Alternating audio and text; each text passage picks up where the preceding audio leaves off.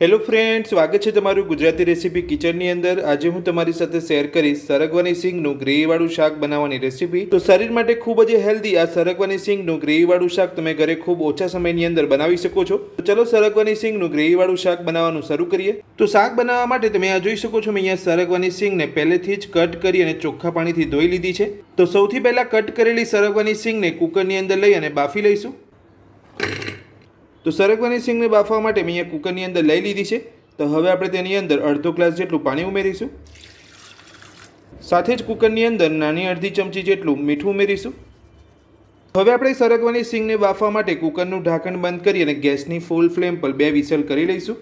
તો સરગવાની સિંગ આપણી અહીંયા બફાઈ રહી છે ત્યાં સુધી આપણે શાકની ગ્રેવી બનાવીશું। તો શાકની ગ્રેવી બનાવવા માટે તમે આ જોઈ શકો છો, મેં અહીંયા એક મિક્સર જાર લીધું છે।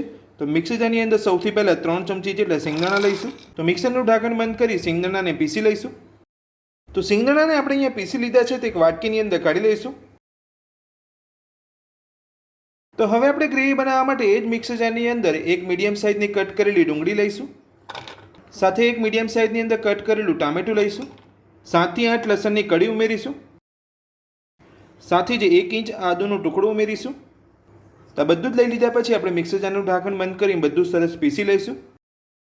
તો બધું જ આપણે અહીંયા પીસી લીધું છે। તો હવે આપણે ચેક કરી લઈશું। તો શાકની ગ્રેવી બનાવવા માટે તમારે આ રીતની પેસ્ટ બનાવી લેવાની છે, ડુંગળી, ટામેટાં, આદુ અને લસણની। તો હવે આપણે આ પેસ્ટને કડાઈની અંદર લઈ અને કૂક કરી લઈશું।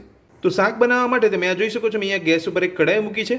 તો કડાઈની અંદર સૌથી પહેલાં 3 ચમચી જેટલું તેલ ઉમેરીશું। તેલને ગરમ થવા દઈશું। તો તેલ આપણું અહીંયા ગરમ થઈ ગયું છે। તો હવે આપણે તેની અંદર નાની અડધી ચમચી જીરું ઉમેરીશું। સાથે જ 2 ચપટી હિંગ ઉમેરીશું।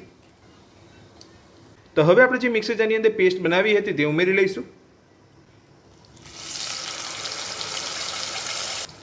તો પેસ્ટ ઉમેરી લીધા પછી બધું સરસ મિક્સ કરી લઈશું અને પેસ્ટને સરસ રીતે અહીંયા કૂક કરી લઈશું।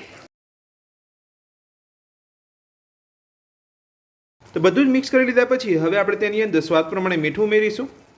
તો અહીંયા તમારે મીઠું ધ્યાનપૂર્વક ઉમેરવાનું છે, કેમ કે જ્યારે આપણે અહીંયા સિંગોને બાફી હતી ત્યારે પણ અહીંયા મીઠું ઉમેર્યું હતું। તો મીઠું ઉમેરીને બધું સરસ મિક્સ કરી લઈશું। તો હવે આપણે ગ્રેવીની અંદર સિંગદાણાનો ભૂકો ઉમેરીશું।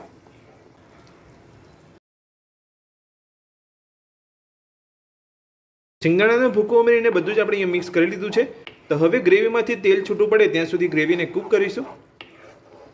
તો તમે જોઈ શકો છો, આપણી ગ્રેવી એકદમ સરસ રીતે અહીંયા કૂક થઈ ગઈ છે અને ગ્રેવીમાંથી તેલ પણ છૂટું પડી ગયું છે। તો હવે આપણે ગ્રેવીની અંદર મસાલા ઉમેરીશું। નાની અડધી ચમચી હળદર પાવડર ઉમેરીશું। 1 ચમચી ધાણા જીરું પાવડર ઉમેરીશું। નાની અડધી ચમચી ગરમ મસાલો ઉમેરીશું। નાની અડધી ચમચી તીખું મરચું ઉમેરીશું। સાથે જ નાની અડધી ચમચી કાશ્મીરી લાલ મરચું ઉમેરીશું। તો બધા જ મસાલા આપણે ઉમેરી લીધા છે। તો સરસ આપણે મિક્સ કરી લઈશું ગ્રેવી સાથે। તો આ રીતે મસાલા ઉમેરી લીધા પછી હવે આપણે ગ્રેવીને 1 થી 2 મિનિટ માટે થવા દઈશું અને ત્યાં સુધી આપણે અહીંયા સરગવાની સિંગ બફાઈ છે કે નહીં એ ચેક કરી લઈશું।